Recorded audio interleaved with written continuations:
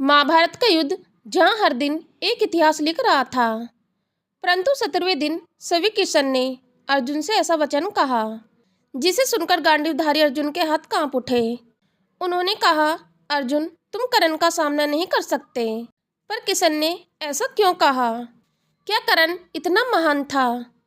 क्या किशन सभी अर्जुन की हार देख रहे थे, या फिर इसके पीछे छिपाता एक ऐसा रहस्य जो संपूर्ण महाभारत की दिशा बदलने वाला था? महाभारत युद्ध का 17वां दिन।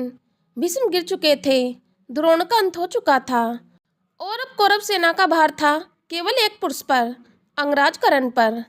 अर्जुन अपने शिविर में कृष्ण के साथ बेचैन बैठा था। तभी अर्जुन ने क्रोधित स्वर में कृष्ण से कहा, माधव, आज इस युद्ध का अंत होगा, आज कर्ण मरेगा। यह सुनकर कृष्ण ने कहा, पार्थ, तुम क्रोध में हो। इस पर अर्जुन ने कहा, मेरा क्रोध उचित है केशव। उसने अभिमन्यु को मारा, उसने दिव्य जन्मी द्रौपदी का अपमान किया, आज उसका अंत निश्चित है। किशन ने धीरे से अर्जुन की ओर देखा और गंभीर स्वर में कहा, अर्जुन, तुम कर्ण का सामना नहीं कर सकते। यह सुन अर्जुन सन्न रह गया, जैसे उसके अहंकार पर किसी ने शब्दों की चोट पहुंचाई हो। क्या कहा आपने माधव? मैं कर्ण का सामना नहीं कर सकता।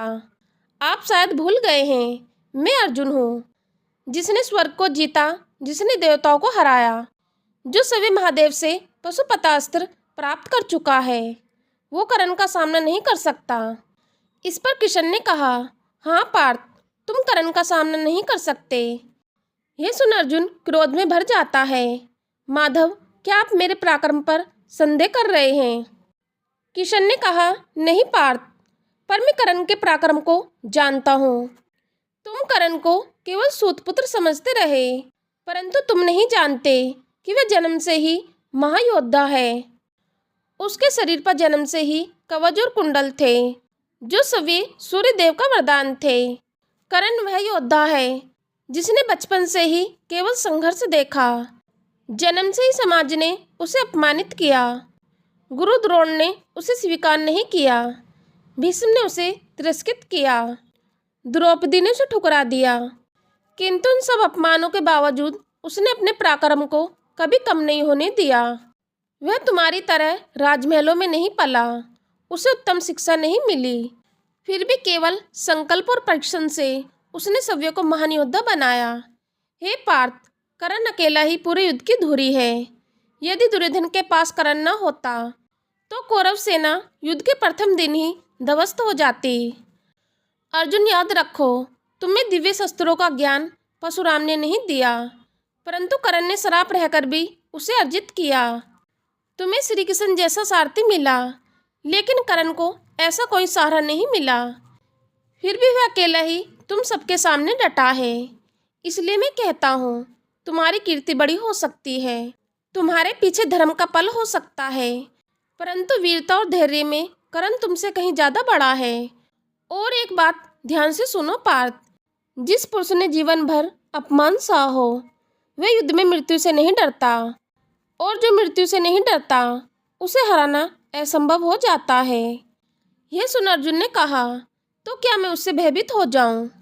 इस पर किशन ने कहा, भय और सावधानी में अंतर होता है पार्थ। कर्ण केवल योद्धा नहीं, एक तपस्या है।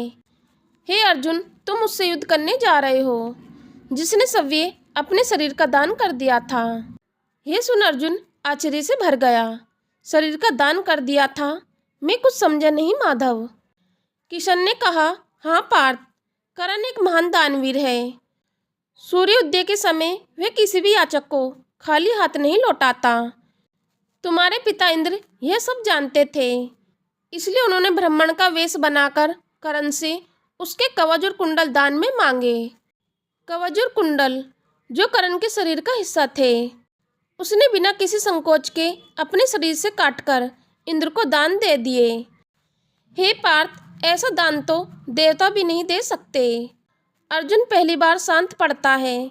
क्या कर्ण सचमुच इतना महान है? तो हे माधव, अगर कर्ण इतना ही महान है, तो उसने मेरे पुत्र अभिमन्यु को छल से क्यों मारा? इस पर किशन ने कहा, हाँ पार्थ, यही उसका सबसे बड़ा अधर्म है।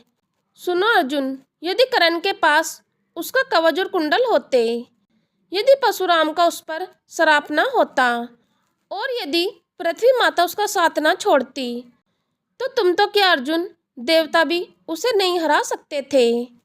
यह सुन अर्जुन स्तब्ध रह गया। तो फिर मैं क्या करूं माधव? किशन ने कहा, अपने अहंकार को त्यागो पार्थ, क्योंकि कर्ण को अर्जुन नहीं केवल किशन हरा सकते हैं। तभी रणभूमि में शंखनाद होता है और महाभारत युद्ध का 17वां दिन आरंभ हो जाता है। कर्ण और अर्जुन का भीषण युद्ध शुरू होता है, जिसे देख देवता भी कांप उठते हैं। युद्ध में अब वह समय आता है जब कर्ण के रथ के पहिए को धरती पकड़ लेती है और कर्ण रथ के पहिए को भूमि से निकालने के लिए रथ से उतरता है। यह देख कृष्ण अर्जुन से कहते हैं, यही समय है पार्थ, कर्ण का वध करो। यदि कर्ण ने रथ के पहियों को भूमि से बाहर निकाल लिया तो उसका वध असंभव हो जाएगा। इस पर अर्जुन कहता है, परंतु माधव वो तो निहत्था है। इस पर कृष्ण ने कहा, यह युद्ध है पार्थ, और यह पुरुष जीवित रहा तो पांडवों का विनाश निश्चित है। अर्जुन आंखें बंद करता है, गांडीव उठाता है और कहता है, क्षमा करना अंगराज। बाण छूटता है और कर्ण धरती पर गिर जाता है। कर्ण की मृत्यु देख किशन की आंखों में आंसू आ जाते हैं। ये देख अर्जुन किशन से कहते हैं, आप रो रहे हैं माधव। इस पर किशन ने कहा, आज पृथ्वी का सबसे महान दानी, सबसे बड़ा योद्धा धरती पर गिर गया। किशन जानते थे कर्ण केवल योद्धा नहीं था, वह अग्नि था।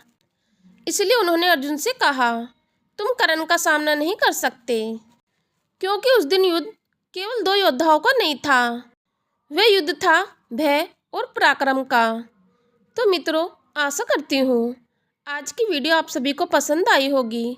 यदि वीडियो पसंद आई है तो वीडियो को लाइक करें, चैनल को सब्सक्राइब करें और नीचे दिए गए कमेंट बॉक्स में सच्ची श्रद्धा से जय श्री कृष्णा अवश्य लिख दें। धन्यवाद।